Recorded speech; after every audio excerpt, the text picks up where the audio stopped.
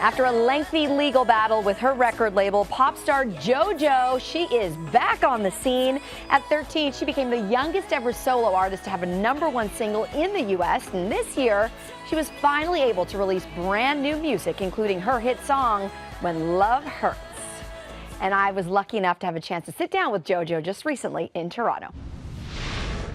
New music from JoJo, it has been forever. How does it feel that you are metaphorically giving birth to new music, finally? It feels right. It feels, I'm so thankful. And honestly, it did feel surreal for a while now, but now I'm in the groove of it, and I'm on tour and I'm performing the new music, and it's just, this is what I love to do. Have you missed it?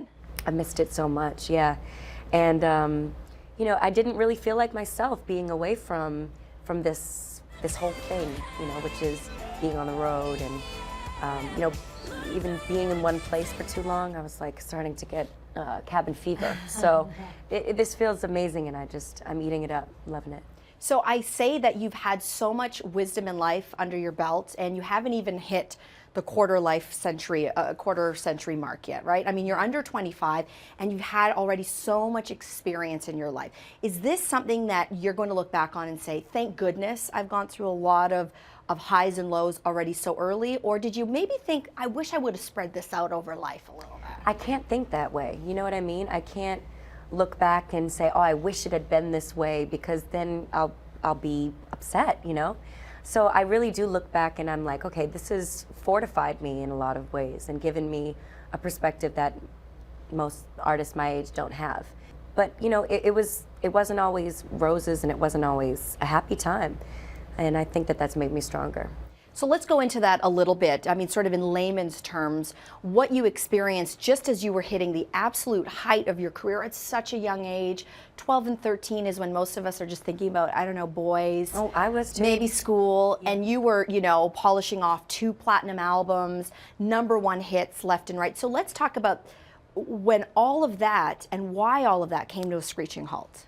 So at about 16, 17, I was doing movies as well. And I had signed to a label when I was 12 years old, and they had run into some issues. And honestly, I became a casualty of their issues. They became defunct, but they wouldn't let me go.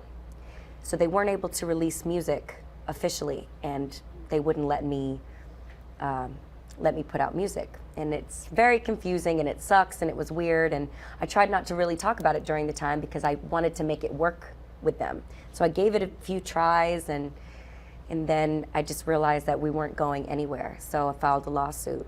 And contractually, I didn't own my own voice that comes out of my own body. Wow.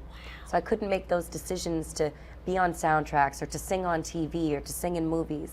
They had to approve everything, and they didn't. So, so I'm glad that I was able to find a lawyer that found loopholes in the contract, and I was able to get out at a certain point when they had to let me go.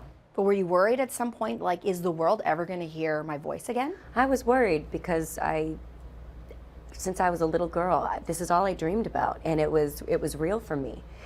And then when things, you know, got all messed up, it just seemed like maybe I needed to figure something else out. So what'd you do?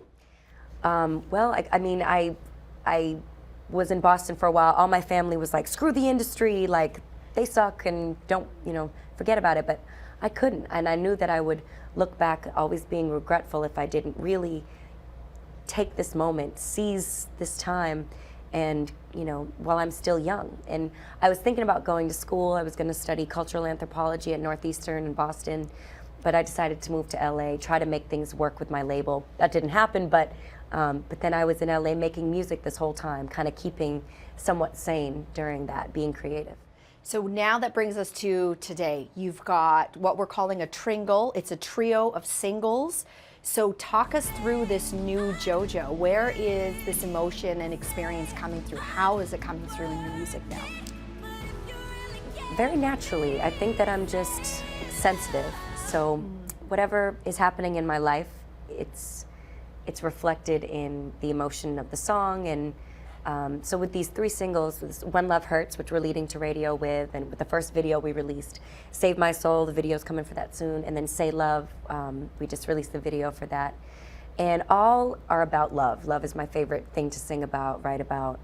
And I like to cover all aspects of it. So it seems like there's a lot of turmoil in these records, but really I hope it's more resilience and overcoming and finding the beauty in love.